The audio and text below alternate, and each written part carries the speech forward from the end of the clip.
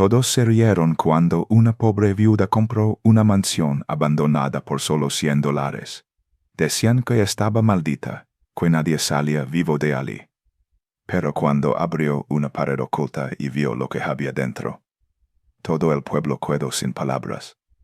Mira esta historia hasta el final, porque lo que descubrió cambiará tu forma de ver el perdón. Suscríbete, deja tu comentario y cuéntanos desde dónde estás viendo este video. La lluvia había cesado justo antes del amanecer. Las calles de Puerto Viejo brillaban como si una capa de plata líquida cubriera el asfalto. El aire olía a tierra mojada y a silencio. Era una de esas mañanas en que el mundo parece vacío, detenido entre el ayer y el hoy. Lidia Morales, una mujer de rostro cansado y manos endurecidas por los años de trabajo, sostenía un periódico arrugado frente al edificio donde vivía. Sus dedos temblaban un poco por el frío, o tal vez por el cansancio de la vida.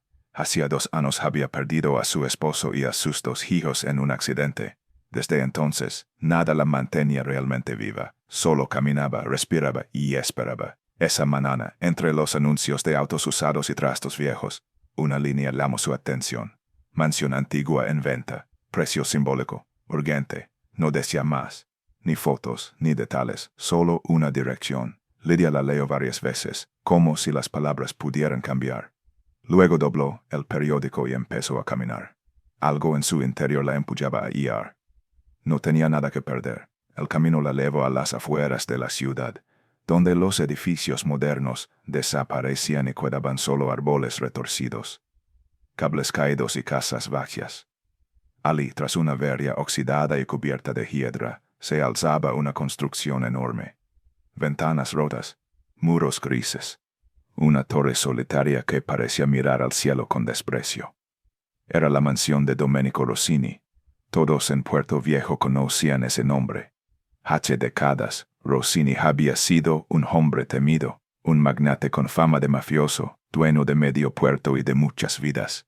Dicen que desapareció una noche sin dejar rastro, que la policía encontró armas y túneles secretos bajo su casa, que la gente que entraba allí no siempre salía. Desde entonces, la mansión quedó vacía, maldita, olvidada. Un agente inmobiliario esperaba a Lidia en la puerta. ¿De verdad está interesada en esta propiedad?, preguntó sin disimular su nerviosismo. Sí, respondió ella con serenidad. La gente dice que aquí pasan cosas. Intento advertir. La gente siempre dice cosas, contestó Lidia, y cruzó el umbral. El aire dentro era espeso, como si el tiempo no se hubiera movido en años. Cada paso levantaba polvo. Las lámparas estaban cubiertas de telarañas, el mármol del suelo tenía grietas, y una escalera en espiral subía hacia la oscuridad. El agente murmuró. La casa tiene 15 habitaciones, 3 pisos, sótano y un jardín enorme. Nadie la ha querido desde la muerte de Rossini. Si paga los impuestos atrasados, será suya. Lidia no dijo nada, solo observó. En los espejos manchados creyó ver sombras moverse, pero no tuvo miedo. Sintió otra cosa, una especie de llamado, como si el lugar la reconociera. 2 semanas después, la casa era suya. Los vecinos se reían. Está loca, decían. Esa casa devora a quien entra. Pero Lidia no escuchaba. Vendió lo poco que tenía. Firmó los papeles y se mudó con 2 niños que había empezado a cuidar a través de un programa comunitario. Jonah y May, mellizos de 8 años que habían perdido a su madre. No eran sus hijos, pero los quería como si lo fueran. Llegaron al atardecer. El sol se escondía detrás del tejado cuando Lidia empujó el portón. El metal rechinó y el sonido resonó por todo el jardín vacío. Las hojas secas se arremolinaron en espiral. ¿Aquí vamos a vivir?, preguntó May, abrazando su muñeca rota. Sí, cariño. Y vamos a hacerlo hermoso. Parece triste, dijo Jonah mirando las ventanas oscuras. Entonces lo haremos sonreír, respondió ella. Dentro olía a humedad y recuerdos. Había muebles cubiertos con sábanas blancas, retratos colgando torcidos, una chimenea apagada llena de ceniza vieja. Los 3 se acomodaron en lo que había sido la biblioteca. Durmieron en el suelo, sobre colchones improvisados. Lidia no pegó un ojo. Escuchaba el viento colarse por las rendijas, los crujidos de la madera, el eco de algo lejano. Pero no era miedo lo que sentía. Era la sensación de estar justo donde debía. A la mañana siguiente ya corrían rumores en el barrio. La viuda del bloque viejo vive ahora en la casa del mafioso. Va a durar una semana. Seguro quiere vender las paredes o buscar el tesoro. Lidia, en cambio, se levantó temprano y empezó a limpiar. Quitó las sábanas, abrió las ventanas, dejó entrar la luz. Jonah y Mela ayudaban entre risas y polvo. Cuanto más limpiaban, más belleza parecía bajo la suciedad. Columnas taladas, mosaicos de colores, vidrieras que brillaban con el sol. El lugar, poco a poco, comenzaba a respirar. Durante las noches, sin embargo, la casa se transformaba. Los pasillos parecían moverse, los ecos se volvían susurros. Una vez, Lidia juró escuchar pasos detrás de ella, aunque nadie más estaba despierto. Así no huyó, ya no estoy corriendo de nada, murmuró Alteco tumbada junto a los niños dormidos. Esta vez me quedo. Pasaron los días, las burlas de los vecinos continuaban, pero también algo más, una curiosidad nueva. Algunos se detenían frente a la verja para mirar. Otros, más atrevidos, grababan videos diciendo: «Ahí vive la señora que desafió la maldición». Lidia no respondía. Seguía limpiando, arreglando, pintando, y mientras lo hacía, sentía que las paredes la observaban, no con amenaza, sino con gratitud silenciosa. Un día, mientras barría el vestíbulo, notó un detalle extraño. En el suelo, cerca de la escalera, había un mosaico con una rosa negra. La tocó con la punta de los dedos. Fría, perfectamente conservada. No sabía por qué, pero esa rosa la estremeció. Le pareció que escondía una historia. Aquella noche escribió en un cuaderno nuevo: «Esta casa no es maldita. Está esperando ser perdonada». Los días se convirtieron en semanas. Los niños ya no temían dormir solos. Los vecinos ya no se burlaban tanto. Y aunque Lidia aún sentía el peso del pasado, por primera vez en años tenía una razón para levantarse cada mañana. La mansión lentamente dejaba de ser un símbolo del miedo y comenzaba a convertirse en un refugio. Pero algo dentro de sus muros aún dormía. Algo que esperaba ser descubierto. Y Lidia, sin saberlo, estaba a punto de encontrarlo. La casa empezó a cambiar el día en que dejaron de limpiarla por fuera y comenzaron a mirar por dentro. Ya no era solo quitar polvo y abrir ventanas. Ahora Lidia quería entenderla. Quería saber quién había vivido allí de verdad, más allá de las historias que contaba la calle. Todo comenzó en el pasillo del segundo piso. Era una zona que casi no usaban porque el suelo crujía demasiado y había una ventana rota que dejaba entrar corrientes heladas. Ese día, Jonah barría con una escoba demasiado grande para él, empuñando montones de polvo de un lado a otro. Me iba detrás con una caja, recogiendo cosas que encontraban tiradas por el suelo. Un zapato viejo de tacón, una cuchara de plata, un trozo de cola roto. «Mamá», díjome de pronto, «mira esto». Sobre una mesa cubierta de polvo, casi pegada a la pared, había un marco caído boca abajo. Lidia lo levantó con cuidado. El cristal estaba rayado, pero la fotografía seguía entera. No era lo que ella esperaba. No eran hombres armados. No eran caras duras, ni dinero sobre una mesa, ni humo de puros. Era una familia. En la foto había una mujer joven, de vestido claro, sentada en un jardín. A su lado, un hombre de mirada cansada pero suave tenía una mano sobre su hombro. Detrás, dos niños corrían, riendo. El jardín era el mismo. Ella reconocía la fuente rota, las columnas cubiertas de hiedra, la baranda de piedra. El hombre, sin ninguna duda, era Domenico Rossini. No el monstruo de las historias. No el fantasma que Puerto Viejo había fabricado con miedo y chisme. Aquí no parecía un cazador, parecía un padre. Lidia se quedó mirando mucho rato, con la foto en la mano. Era imposible que la ciudad hubiera olvidado eso. O tal vez no fue olvido. Tal vez nadie quiso recordarlo. ¿Él vivía aquí con su familia?, preguntó Jonah. «Sí», respondió Lidia en voz baja. «Era malo». Lidia no contestó. No porque no supiera qué decir, sino porque por primera vez dudaba de la respuesta que siempre había creído. Guardó la foto, no para venderla, no como prueba contra nadie. La guardó como si fuera algo frágil y vivo. Fue en ese mismo pasillo cuando pasó lo que lo cambió todo. Jonah estaba jugando con una bolita metálica que había encontrado en el despacho del piso de abajo. Era pesada, lisa, fría. La dejó caer sin querer. La bolita rodó por el suelo. Chocó contra la pared del fondo. Y el sonido que hizo no fue macizo, no sonó a muro. Sonó hueco. «Mamá», dijo, inmóvil. Eso sonó raro. Lidia se acercó. Dio un golpe suave con los nudillos. Escuchó. No era piedra sólida. Había espacio detrás. La pared, en esa parte, tenía el papel pintado mejor conservado que en el resto del pasillo. Casi nuevo en comparación con lo de alrededor. Demasiado perfecto. Como si alguien lo hubiera puesto después. Rápido, sin ganas de que se notara. May, tráeme la linterna, dijo Lidia. Iluminó la unión entre el zócalo y la pared. Había una línea fina, apenas visible, donde el papel no coincidía del todo con el borde de madera. ¿Qué hay ahí?, susurró May. Vamos a averiguarlo. Empujaron primero la cómoda que estaba contra la pared. Era vieja y pesada, pero lograron arrastrarla unos centímetros con un sonido áspero que resonó por todo el pasillo. El olor que salió de detrás fue fuerte y rancio encerrado. Aire viejo que levaba décadas sin tocar la luz. Lidia tomó una herramienta pequeña que levaba en el bolsillo trasero del pantalón, metió la punta entre el papel y la madera, y empezó a trabajar.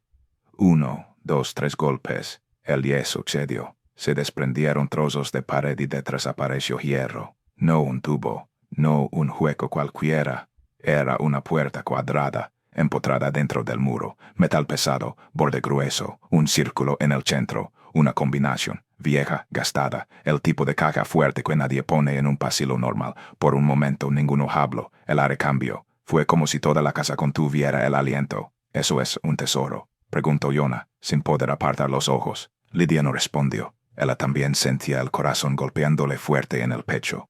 Pero no solo por el valor, no era codicia, era otra cosa. Era la sensación de que por fin tocaba el centro de la historia. Vamos abajo, dijo al fin. Esta parte la hago yo. Esa noche, cuando los Melizos ya estaban dormidos en la biblioteca, con las mantas hasta el cuello y la linterna encendida al lado por si acaso, Lidia volvió sola al pasillo del segundo piso. Levaba una vela y una vara de metal. La mansión estaba en silencio total. Ni coches de la calle, ni voces, ni viento. Solo ese silencio denso, casi vivo, que tienen los lugares que guardan secretos. Se arrodilló frente a la caja fuerte empotrada en la pared y pasó los dedos por el dial. No había números, ya estaban casi borrados, pero se sentían las marcas, las hendiduras mínimas. Rozó el metal frío con el pulgar. Contuvo el aire. Vamos, susurró. Si guardas algo bueno, dámelo. Si no, dímelo igual. Giro, escucho. Nada. Probó de nuevo. Esta vez cerró los ojos y fue más lenta, sintiendo cada leve clic interno, cada microsonido. En algún momento, muy leve, el metal hizo un ruido distinto, un suspiro, una pequeña entrega, y entonces, con un gemido grave, la puerta se abrió. Dentro no había lingotes. No había joyas. Había papeles. Paquetes de documentos envueltos en una tela aceitosa para protegerlos de la humedad. Sobres atados con una cinta vieja, fotografías, y en el fondo un cuaderno sencillo de tapa marrón gastada por los dedos. Lidia lo tomó con cuidado como si fuera algo vivo, bajó a la cocina, encendió una sola vela, puso el cuaderno sobre la mesa y empezó a leer. Las primeras páginas no eran dulces. Domenico Rossini escribía sobre negocios, sobre control, sobre miedo. Hablaba de hombres a los que él amaba socios, pero que en realidad eran amenazas. Hablaba de pagos de silencios, de favores que nadie debía mencionar. Era todo lo que Puerto Viejo siempre había dicho de él. Pero a partir de la mitad, cambió. Las frases se hicieron más lentas, más dolorosas. Las palabras empezaron a temblar. Ya no hablaba como un jefe, hablaba como un hombre cansado. Después de que ella murió, escribió. Ya no pude seguir viviendo de esto. El miedo dejó de tener sentido. El dinero dejó de tener sentido. Decía ella sin decir nombre, pero la forma en que lo escribía bastaba para entender que hablaba de su esposa, que su muerte le había quebrado algo que jamás se arregló. Y luego vino lo más inesperado.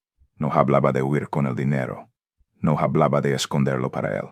Hablaba de niños, hablaba de un plan que llamaba Casa de Luz, una casa para los que nadie mira. Había escrito: comida caliente, doctores, escuela, música.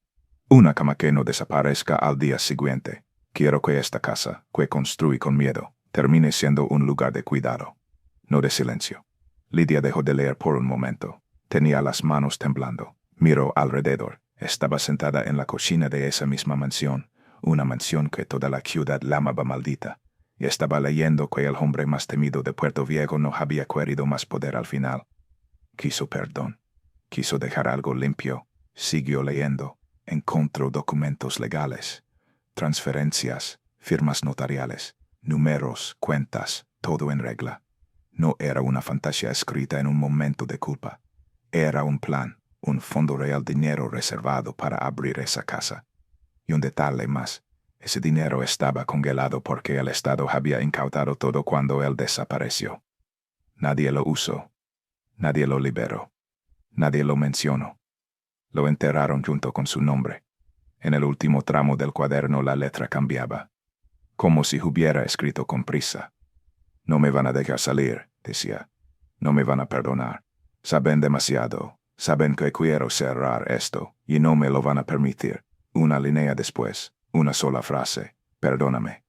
Lidia apoyó los dedos sobre esas dos palabras. No recuérdenme como un buen hombre. No, yo no fui el malo. No, no fue culpa mía. No, solo perdóname. Cerró los ojos, respiró tan hondo que le dolió el pecho. Porque en ese instante lo entendió. La historia que la ciudad contaba era solo la mitad. Lo fácil es decir era un monstruo. Lo difícil es aceptar que incluso alguien que hizo daño puede intentar dejar algo bueno atrás. Eso la rompió y la reconstruyó al mismo tiempo. Porque de repente, estar viviendo allí ya no era una locura. Ya no era una fuga desesperada. Era una responsabilidad. No era la viuda loca que se metió en la mansión del mafioso. Era la única persona que había leído esas páginas, la única que sabía la verdad completa. Él ahora llevaba algo que el propio dueño de la casa no había podido terminar. Se limpió las lágrimas con la manga y volvió al interior de la caja fuerte. Todavía había más. Había cartas dirigidas a la oficina del Estado, listos para ser entregadas. Había formularios firmados describiendo el uso del fondo. Había un nombre oficial, Fundación Casa de Luz. Y había una instrucción escrita a mano. Si yo desaparezco, no digan que fui. No corrí. Fui a pagar lo que debía. Esta casa no es para mis hombres. Es para los hijos de los demás. Que lo sepan. Lidia apretó la mandíbula. Ya no estaba cansada. Ya no estaba vacía. Sintió, por primera vez en mucho tiempo, un fuego claro dentro. No era rabia. No era dolor. Era propósito. Levantó la vista, mirando la oscuridad de la cocina, las paredes viejas, las marcas en la madera, y dijo en voz baja, como si él pudiera oírla todavía, como si la casa misma estuviera escuchando. Yo sí lo voy a terminar. Cuando apagó la vela, la mansión estaba en silencio absoluto, pero no era el mismo silencio hueco de las noches anteriores. Era otro tipo de silencio, un silencio atento, un silencio que parecía decirle, por fin, a la mañana siguiente, cuando Jonah bajó descalzo y con el cabello desordenado y preguntó medio en broma, medio en serio, y entonces, ¿había tesoro? Lidia le respondió, sí, dinero.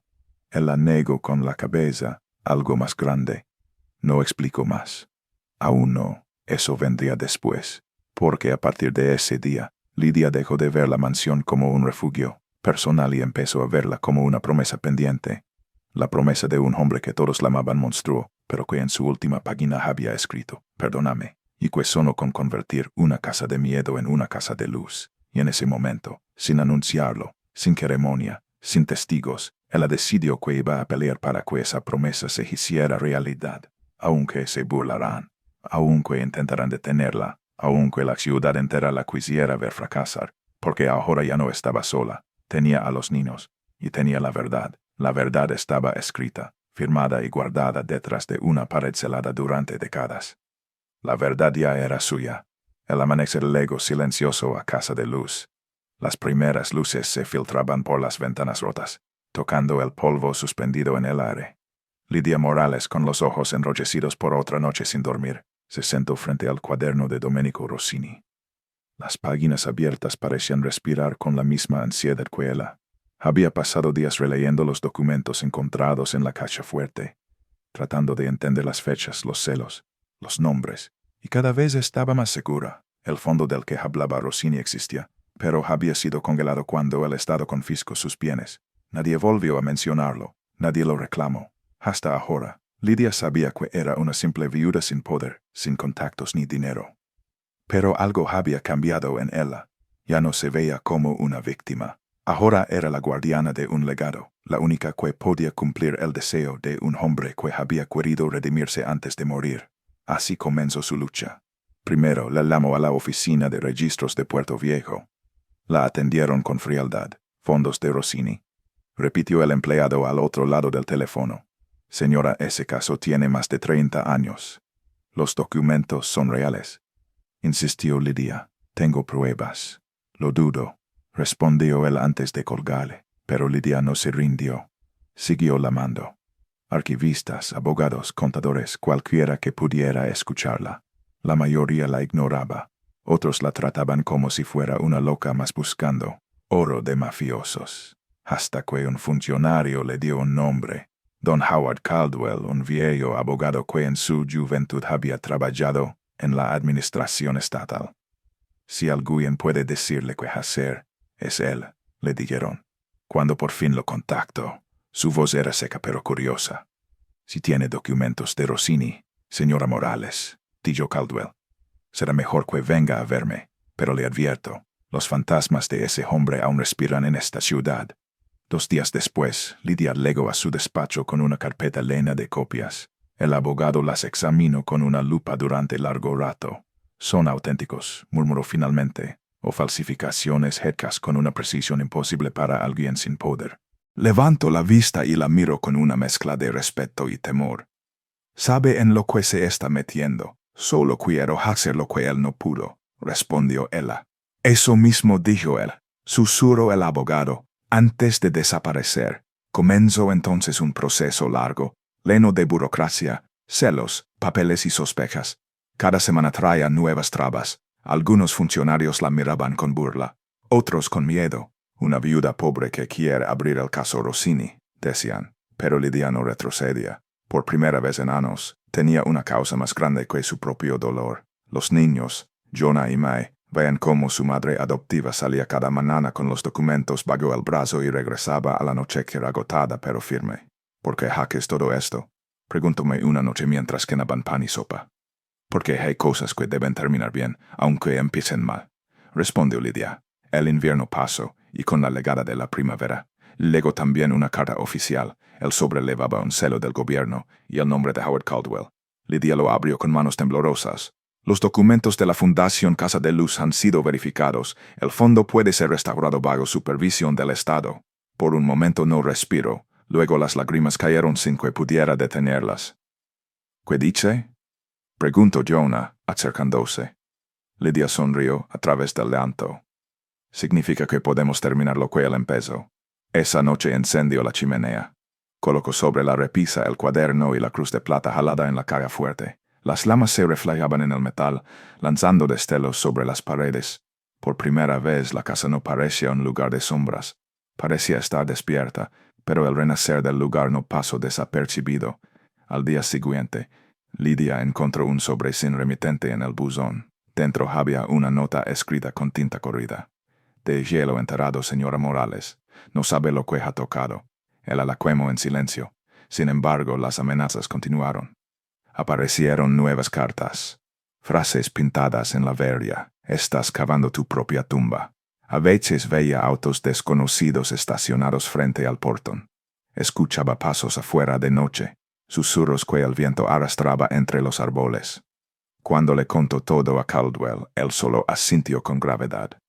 Los enemigos de Rossini no desaparecieron, Lidia. Solo envejecieron. Algunos todavía tienen poder. No quiero su dinero, respondió ella. Solo quiero cumplir su promesa. Y eso, dijo él mirándola con pesar, es precisamente lo que hace peligrosa. Pese a las amenazas, Lidia siguió adelante. El fondo fue parcialmente liberado, suficiente para comenzar las reparaciones. Pronto, los trabajadores llenaron los pasillos con martillos y brochas. Las paredes volvieron a respirar. El mármol resplandeció bajo la luz.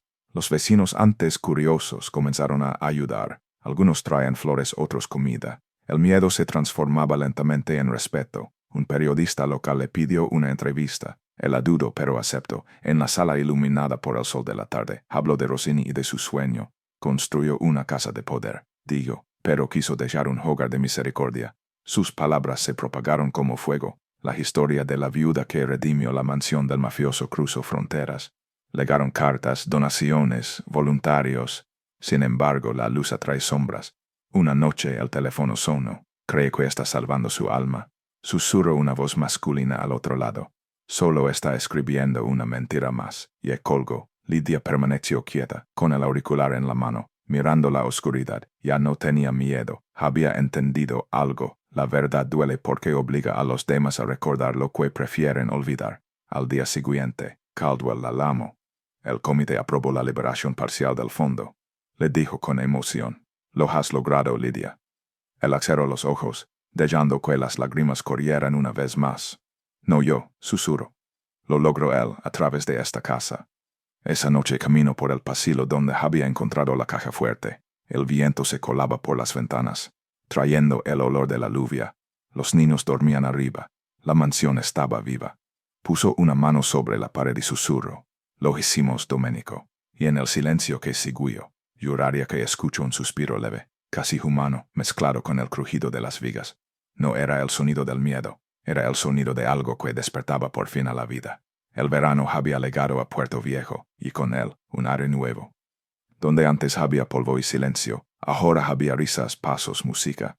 El sonido de martillos y pinceles había sido reemplazado por el murmullo de voces jóvenes, por el rumor del agua en la fuente restaurada del jardín.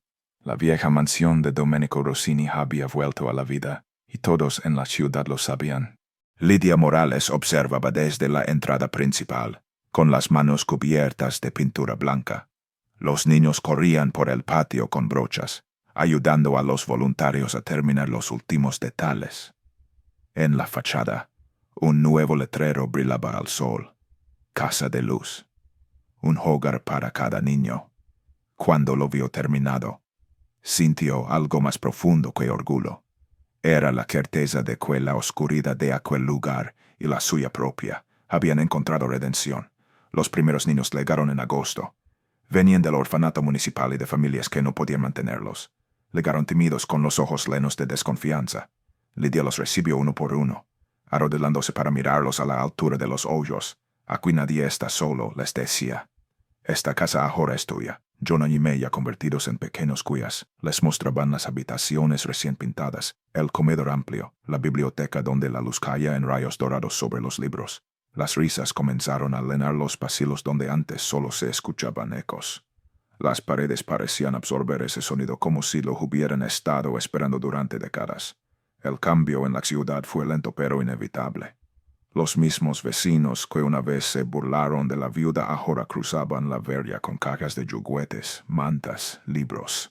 Un panadero local donaba pan cada mañana. Un carpintero reparó las puertas sin cobrar nada. Los estudiantes de la universidad ayudaban los fines de semana.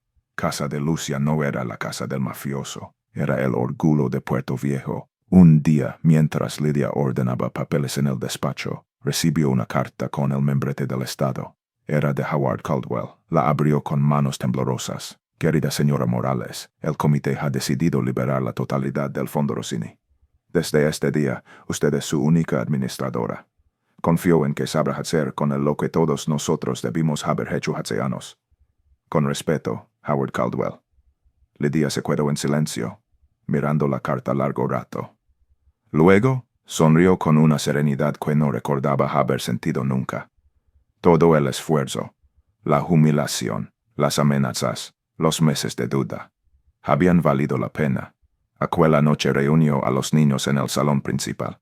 El fuego chispeaba en la chimenea mientras ellos se sentaban alrededor. «Hoy», dijo Lidia, sosteniendo la carta, «la Casa de Luz es oficialmente suya. Y lo será para siempre». Los aplausos resonaron bajo el techo alto. Jonah y me corrieron a abrazarla. «¿Eso quiere decir que nadie nos podrá sacar de aquí?», preguntó uno de los pequeños. «Nadie», respondió ella, con lágrimas contenidas. «Este lugar les pertenece tanto como a mí». El otoño llegó dorado. Los árboles del jardín se cubrieron de joyas rojizas y cada tarde el sol pintaba la fachada con tonos de cobre.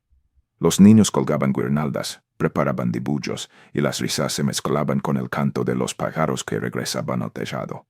Una tarde, mientras ayudaba a un grupo a plantar flores, Lidia se detuvo frente a la fuente. El agua caía suave, iluminada por el reflejo del cielo. Recordó la primera vez que la había visto seca, llena de joyas muertas, y ahora estaba viva. Susurró: «Cumplimos tu promesa, Domenico». Esa noche, después de acostar a los niños, se quedó sola en la biblioteca. Sobre la repisa descansaban el cuaderno de Rossini, la cruz de plata y un pequeño caballo de madera. El juguete que habían encontrado tras el panel oculto. Lidia encendió una vela y se sentó junto al fuego. Las sombras bailaban sobre las paredes. Abrió el cuaderno por última vez. Las letras se habían desvanecido, pero ella las conocía de memoria. Una casa para los que nadie mira.